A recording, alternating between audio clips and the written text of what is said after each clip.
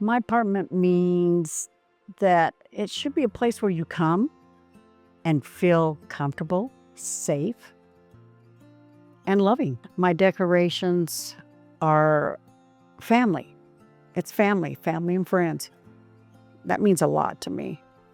And I like to be reminded when I look around my room of all my loved ones. My name is Marilyn Zip. The memories I have around here go way back, like 13 years ago. And that's when I met my wonderful husband. He just had this charisma, just the most gentle, loving man that I've ever met in my life. And we knew right away. I mean, 4 months to the day we met, we got married. We just knew. And he's like, "Will you marry me?" And I said, "Yes." And that's how I ended up moving in here. I was really excited when I moved all my stuff in. And it was just so different. I felt so safe with him, safe here. It's the community, everybody here. You could just feel it. People would come out, "Oh, welcome, welcome, welcome." And, the manager, the coordinator, everybody's just right there for you. I mean, if you need something, they're there. That means a lot to people, and especially the elderly here, I mean, we have to have that. And I think that's another reason why I just have always liked it here. And even when we left to go to South Dakota, before we came back, this was the first place I called. I think Nico was manager then. I said, "I want to get back in the building. I got to get Fred back home. He's not doing well." And the area here is just wonderful. Doctors real close, the highway. He started getting sick out there. He had 2 major heart attacks on me out there. I was his caregiver. We had a hospice in here, and we started hospice. So we take walks, and then I got an electric cart from one of the neighbors that donated the cart, so Fred didn't have to worry about falling or using a walker. And we'd go around the building, and he'd go down, and it had a little horn on it, and he'd beep, beep, and Julie started calling him Mr. Beeper.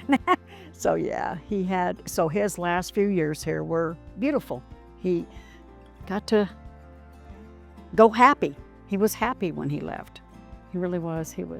So that's why I love it here. I feel safe. I got a lot of friends. And when it first happened, that whole counter there before they even took Fred out, I had cards lined up on that counter. I didn't have to cook for 2 months. People were bringing me food. And if I felt sad or agitated or anything like that, I'd walk out and I'd find somebody and I'd say, "Talk to me. I'm feeling sad." And, so I think it's really good. I feel pretty blessed to be here. I have so many people here that I love. They love me, and it's just, we all just pull together. Affordable housing to me, I look at it as, why not? I have friends that are stressing right now. They're having a hard time paying their bills, their mortgage. I feel like I am the richest person in the world. To have happiness and no stress. I don't care what people think. A lot of people don't understand some of the situations that people are in that have to live here. Whatever it might be, something has led them to be here. For me, if I can have a roof over my head, a warm place to sleep, to cook my meals, to shower, again, I'm very grateful. I want to thank everybody that does help these assisted living or low income. And I know a lot of the neighbors, they feel the same way, that, if it wasn't for Brothers or their buildings, where would we be? When I think about Mary's story, what really stands out is how much strength she found in the people around her. Losing a spouse is devastating. It changes everything. And for many older adults, that kind of loss can also bring isolation. The grief isn't just emotional, it's social. Nearly 1 in 3 older adults report feeling lonely or disconnected.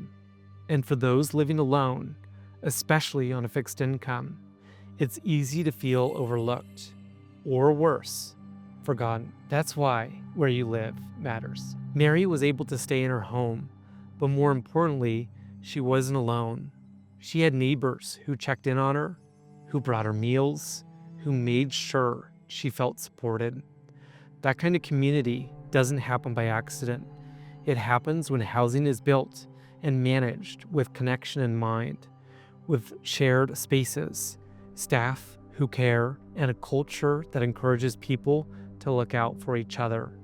Studies show that in supportive senior housing, the kind that includes communal areas, peer support, and access to services, older adults report significantly lower rates of loneliness.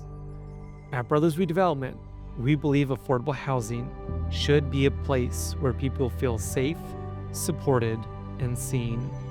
We create communities where neighbors become like family because no one should have to face life's hardest moments alone. And when we build housing like that, we're not just creating affordability, we're creating the kind of belonging that helps people stay housed and stay connected for the long term.